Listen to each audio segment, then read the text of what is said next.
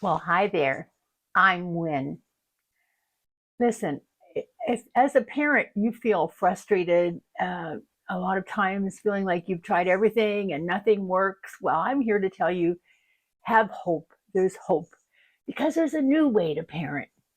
And, before we talk about the new way, let's discuss the way that most of us were raised, which we call the traditional North American model. And in this model, the goal is compliance. The goal is to raise a compliant child. And how do we do that? We do that by using punishment and rewards. We reward compliant behavior and we punish non compliant behavior. I just ate a chocolate bar, so I'm licking my lips. Anyway, um, so it doesn't work. It doesn't work, especially in this digital age. We do not want to raise compliant children. I remember though years ago even watching a documentary, and they were interviewing prisoners who had molested children. Inmates in a prison who had molested children, and I remember them asking one man, uh, you know, who would he look for for his next victim? He said, "Give me a quiet, compliant child, and I'll give you my next victim." We have a new way that we can parent. And this new model is based on, really good research data and even experiential data. And this model is the foundation of it is a relationship of trust and respect, a mutual relationship of trust and respect that lasts a lifetime. I really benefited from learning this new model years ago because one of the joys of my life as a grandmother is that I feel really close to my adult children and to their partners and to my three grandchildren. We're very, very close. And, it just feels so good. So that's the big reward. And you may feel like, well, it's a long time to wait, but honestly, you'll enjoy parenting more because it makes parenting easier. We've had to, get a lot of change a lot of things. We've moved away. For example, I always think of the typewriter. I mean, I don't know anybody who uses a typewriter, and because the computer is just more efficient and works better. And it's the same with this new model of parenting. So it's not a permissive model, by the way. Um, the skills that we use are the skills of discipline. Now, this is important because punishment is not discipline. You know, Punishment is anything we do to instill fear in a child to make them do what we want. That's how you get compliance. So we reward compliant behavior and we punish and instill fear in children not when they don't comply. Discipline is about it comes from the word disciple and it means to guide and to teach.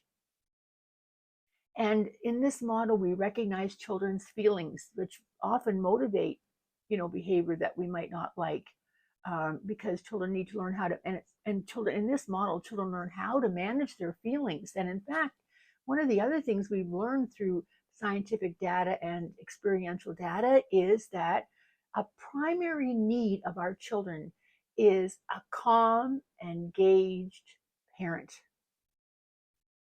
because that keeps children safe. So I'll just share a story with you that really shows how this model works. So a mother told me this story. She was using the new way of parenting, and it was the story of her oldest child, her son, his first day of school. Now, one of the ways you and I may have been shamed, I certainly was if you were expected to know how to do something without being taught how.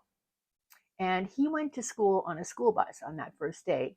And he had had a practice run because that school, to prevent any kind of shaming, they encouraged parents to take their children on a dry run in August before school started. And he had done that with his parents. So now the first day of school arrives, and both sets of grandparents are there. His dad is there, and his mom with his little sister. And he was the first grandchild to start school.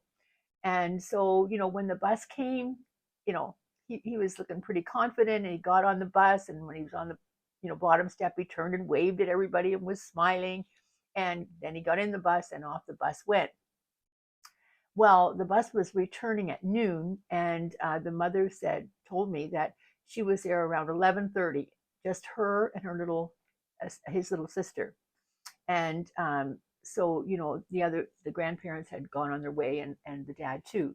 So, now she's waiting for the bus, and by the time the bus came, other parents had gathered.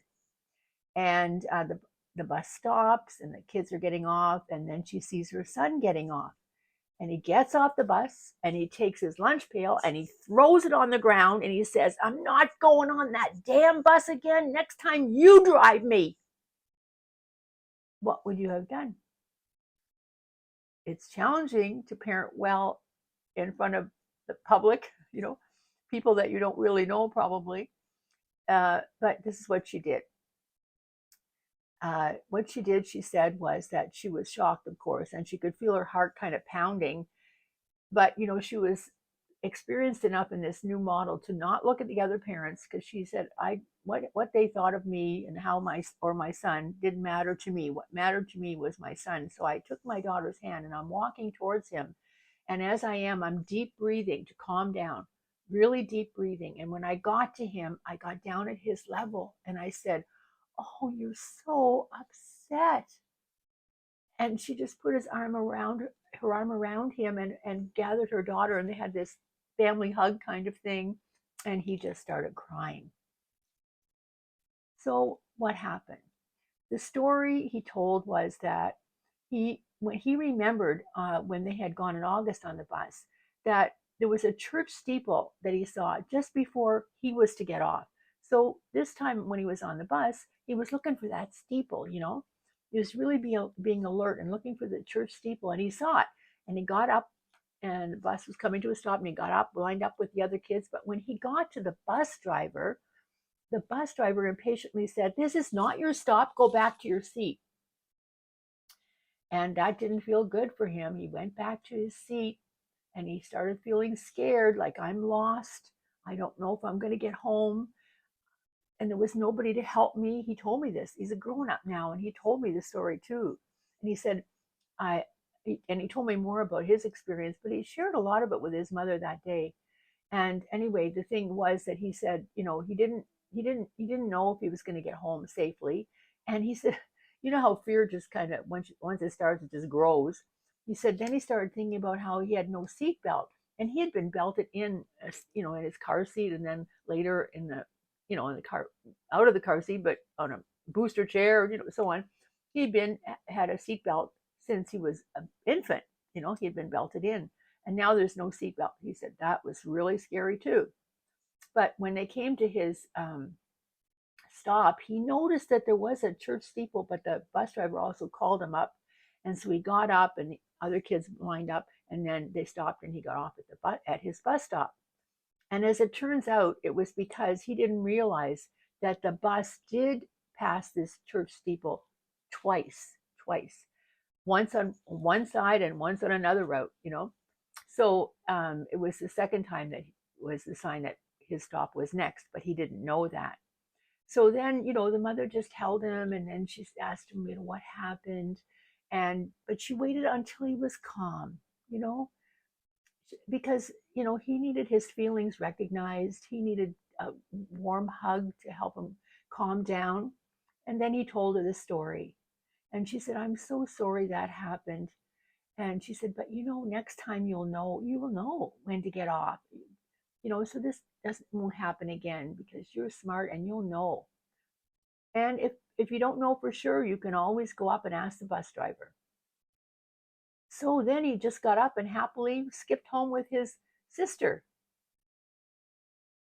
And I thought, when she told me that story, I thought, what would have happened to me? And I wonder, think about that. What would have happened to you if you had behaved like that, and you had swore, not going on that damn bus again, in front of other parents? How would your parent have responded? I know for a fact that my mother had a great need not to be embarrassed in public. And she would have just marched me home and she would have yanked my arm. I still have pain in my arm from her pulling me and putting it behind my back to make me do things and so on. And I saw my brother, what happened to him one time when he um, did something wrong in public and how she treated him so badly. And she would have marched me home and then I would have gotten a spanking, right? And I thought, what I learned from that was that, I have to please my parents if I want to feel safe. So, I'm still recovering from being a people pleaser. And I learned that I couldn't trust my mother with my feelings. I didn't have, when I was upset, I had no one to talk to because I didn't trust her at all. Because when I showed my feelings, she hurt me.